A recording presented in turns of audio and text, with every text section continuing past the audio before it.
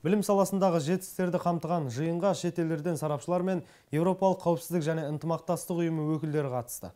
Өрлеу біліктілікті арттыру ұлттық орталығының бастамасымен өткен конференция барысында ғалымдар мен оқу орындарының жетекшілері қазақ, орыс, ағылшын тілдерінде оқыту әдістерінің бүгіні мен келешегі туралы сөз қозғады. Ғылыми практикалық конференцияға келген қонақтар пленарлық отырыстың алдында арнайы ұйымдастырылған көрмені тамашалады. Жиынға Қырғызстан мен Тәжікстан елдерінен келген білім саласының мамандарымен қатар облыс әкімінің орынбасары Ерлан Айтаханов та қатысып отыр. Өрлеу біліктілікті арттыру орталығы мәртебелі меймандарға өздерінің тілдік оқыту бойынша жаңа жобаларын таныстырды. Жиналғандар аталған орталықтың үш тілділік білім беру мемлекеттік бағдарламасын негізге ала отырып оқытудағы қолға алынған реформаларды кеңінен түсіндірді. Өз кезегінде еліміздегі білім беру саласындағы тың бастамалар шетелдіктердің қызығушылығын оятты. Сарапшылардың пікірінше, Қазақстан білім саласындағы реформалар арқылы Орта Азия елдерімен салыстырғанда бір табан алға жылжыған. Опыт Казахстана является такой живительной подпиткой.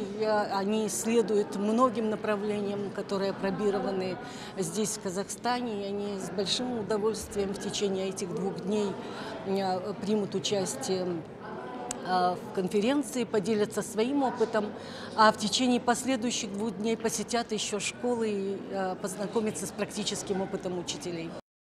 Конференцияның пленарлық отырысында сөз сөйлегендер еліміздегі көп тілді білім берудің бүгінгі жай-күйі туралы айтты.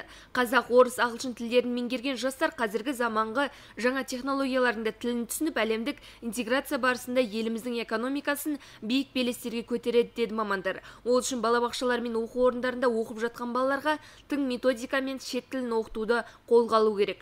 Бұл бағытта бүгінгі таңда елімізде отандық және шет елдердің тәжірибесі кең қолданылуда. Елбасының 100 нақты қадам ұлт жоспарында да қазақстандықтарға 3 тілді еркін меңгеру керектігі айтылған. Елбасымыз Нұрсұлтан Әбішұлы Назарбаевтың тікелей тапсырмасымен жасалған 3 тұғырлы тіл бағдарламасы білім беру үдерісінің нәтижелерінде бағытталған тұжырымдамалық құжат болып табылады. Қазақ, орыс және ағылшын тілдерін жетік меңгерген ұрпақ қалыптастыру, педагогтердің осы тұғырында кәсіби құзыреттілігін жетілдіру мақсатында түрлі іс-шаралар бірлесе ұйымдастыру дәстүрге айналып отыр. Қазақстан 2050 даму стратегиясында да мемлекет басшысы отандастарымыздың қазақ тілін білу маңызды, ал орыс тілін білу тарихи артықшылығымыз, ағылшын тілін меңгеру рухани серпіліс екендігін айтқан болатын. Қазірдің өзінде еліміздегі бірқатар оқу орындарында 3 тілді білім беру жүйесі тәжірибе жүзінде енгізілді, ал қалған білім ордаларына жаппай бұл жүйені енгізу алдағы күннің еншісінде. Бүгінгі жиын барысында сала мамандары шет тілде білім беретін оқытушылардың мәселесі қиын екендігін тілге тиек етті. Сондай-ақ сарапшылар шетелдік білім беру көздерін пайдалануды ұсынып отыр. Себебі көптеген техникалық мамандықтар бойынша Қазақстанда оқулықтар табыла бермейтін көрінеді.